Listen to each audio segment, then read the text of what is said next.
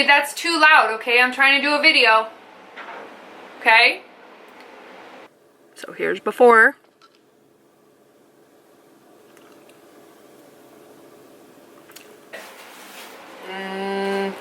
I used to be a little bit embarrassed that I got it done because most people think, oh, you're in your 20s, what the hell are you getting it done for?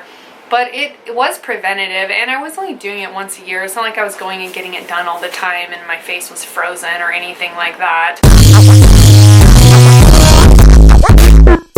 Hey everybody, it's Danielle. Welcome back to Uniquely Average. Today I'm talking about a little bit of an interesting subject. I actually have an appointment today to go and get Dysport. Dysport is basically like Botox. Botox and Dysport both kind of freeze your muscles in certain spots that might be of concern if lines are starting to become permanent. So for me, I have a little bit of insecurity about the lines on my forehead, which you can't really see when I have these bangs. I'm still going to go get the Dysport, even though this is hiding it because I don't want the lines to become permanent. I know that for some people that's not a big deal, but for me it's kind of an insecurity of mine because I tend to make this furrow face whenever I'm doing anything. If I'm reading or watching TV or looking at my phone or having an intense conversation with anybody, I'm always making this face, and this lighting is pretty good. Actually, it's really good, so that's why it's hard to see, but you'll see in the video a little bit later. I'll do one when I'm in my car, and it's much more noticeable outside of all of this lighting going on. It right here, and that's where I first got it. I got it there when I was like, I think I was like 24 the first time I ever tried Botox because I worked for a doctor's office and she got it at cost, and I was really curious about it. I didn't have permanent lines, and I still don't because I've continued to do it once a year. It's been enough to keep the lines at bay. But the last time I went, I actually got some up in my forehead too and not just in the furrows because, I mean, in better light, this is much more visible. Like especially in outside light, you can definitely tell there's some areas that it wants to be permanent. But when I do the Dysport, the Botox, that totally goes away. I love it. I'm not gonna lie, I love it. I used to be a little bit embarrassed that I got it done because most people think, oh, you're in your 20s, what the hell are you getting it done for? But it was preventative, and I was only doing it once a year. It's not like I was going and getting it done all the time and my face was frozen or anything like that. And I'm glad to be doing it. I am happy. It makes me happy to do it. I feel better about myself. My son's making a ton of noise. But I was talking with a girlfriend the other day, and she was talking about how it's weird that we don't talk about it. Nobody talks about getting it done. And I can feel that too, because I was weird. I felt insecure about talking about it, especially when I was in my 20s and I would get it occasionally. I just felt like maybe it meant I was really vain. And also I do like the natural side of things. I do try to do things natural with like my food and my beauty products and stuff, but then you know, I'll get Dysport and Botox, so it does feel a little hypocritical. But at the same time, it's like, who cares? You need to do what makes you happy, and you can fall anywhere in between. You don't have to be all natural or all fake. It's so absurd. You just do your thing that makes you happy. So now that I'm in my 30s, for some reason I feel more comfortable talking about it, and yeah, I get Dysport or Botox, whichever. Leaving here in about a half hour to go get it done, and I'm considering springing the camera on my doctor, and so I'm gonna bring my camera with me and see if he'll I don't know what I'm gonna do. I have no plan. I have no plan of what I'm gonna do. I'm just going to show up with a camera, and I don't know. I have no idea. But I definitely want to bring the camera so that you can see what I look like in the regular light before I get it done and after I get it done. It won't be set in after I get it done, but you'll see like the red poke holes and stuff like that. All right, so you'll get to see some of that. All right, so I'm in the car at the office, and I was going to show you guys in better light what's really going on up here, because in the studio at the house has really good lighting to help with all this stuff. So here you go. So you can see it's been a while since I've had it done, and so those lines are wanting to stay there. I'm not frowning right now. I'm not furrowing, but they want to be there. So imagine all day long I'm making this face when I'm thinking, when I'm watching TV, when I'm reading, when I'm talking. So those lines want to be permanent. But when I get the Dysport, I can't make that face. And so this will smooth out. And see, it wants to stay there. It'll smooth out and that won't even be there. I'll show you guys, like in a week or two after it sets in, that won't be there. But you can see how easy it wants to stay.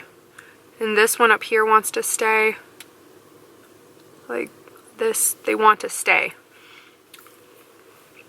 That's why I get the Dysport. Whatever, vanity, whatever you want to call it. It's an insecurity of mine. And so, since there's something out there that's not that big of a deal to do, I do it. Once a year keeps it at bay, but now I think I should probably ramp it up to about twice a year. Which still, that's not bad. Alright, I'm going in. Alright, so I just got out of there. I did not take the camera in because I chickened out. And I'm really glad that I didn't bring it in because he was so busy that it would have felt a bit intrusive because he was so busy. So it didn't matter. You guys don't need to see it anyway. It's just numbing and poking. That's all it is in there. But this is what it looks like afterwards. You can just see a couple poke holes. And for the first time we did a crow's feet. He just put like a little tiny bit in there. But normally just the forehead. And here in about a week it'll be fully set in, and I will show you guys what the difference is. So here's before.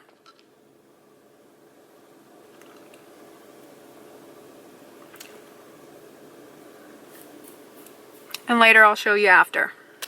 I'm back from my Dysport appointment, and I'm back in the good lighting, and so now you can't see things as much. But you guys did get to see what it looks like and what my concerns are and the reasons why I get Dysport. I have talked to some people who love their lines, love their frown lines, furrow lines. They're like, oh my gosh, I couldn't imagine getting rid of these because they're just a part of who I am and my facial expressions and what I'm known for. And I can sort of understand that. That's kind of how I even felt about my hair. You know, it was a part of who I was. And then also I've talked to other people who just can't understand why I am insecure about these frown lines right here, because to them, they're like, I've always associated those with someone who's distinguished, a thinker, a doctor, someone who's always thinking and questioning. And so they've never viewed it as a negative, and that's interesting to me because I feel like it makes me look angry and upset, and you know, even when I'm not. That's what I don't like about it. A week or so I won't be able to actually do this, which I love, but I'll still be able to think and watch TV and read and have deep conversations without scowling while I'm doing it. That's what I like about it. And you know, I've got a lot of gray hairs that show. I'm not necessarily afraid of aging and aging gracefully. It's just that in my family, we have some pretty harsh lines on our foreheads, and not everybody has that. Everyone has different lines on their face that show up. So everyone's face ages differently and everyone's concerns are different. I think you just gotta do what feels good for you for whatever reason. I mean, I do self-reflect and I do think about why it bothers me, and it bothers me that it bothers me. But it still does, and even after a lot of time of self-reflection, I still want to do it. So I'm gonna do it. And it does make me feel better about myself. For now, you know, my gray hair can show, but not my forehead wrinkles. For whatever reason, right? But I do find it interesting that we don't talk about it as much as maybe we should. Or maybe we shouldn't. Who cares? Who cares what other people are doing, right? What do you guys think? What do you think about Botox and Dysport and fillers? I've never done fillers. Not yet. Don't know if I will. But what do you guys think about it all? Plastic surgery. I used to be so against plastic surgery. Oh, you should just love yourself the way you are. But then I have had 8 teeth surgically removed out of my mouth and had braces. And I know that's not exactly the same as other sorts of surgeries, but I don't know, is it really that different? I mean, I was put under. I was super insecure about it. Is my mouth, you know, I feel like everyone's looking at it, so it's still a major insecurity. I still had surgery to get it fixed, so is it any different? I don't know. That's the question that I ask myself. Why am I so judgmental about that? Why do I care? I got surgery to fix my teeth, then I get Botox and Dysport. We all have different levels of things that we like, dislike about ourselves, and what we'll do and what we won't do for whatever reasons. And I think that's fine. I really do think you should just do you, do what you want to do. That is how I really feel. Even if I get caught up in like some sort of insecurity from time to time, or get caught up in a little bit of judgment, ultimately, at the end of the day, I really do believe you should do what makes you happy.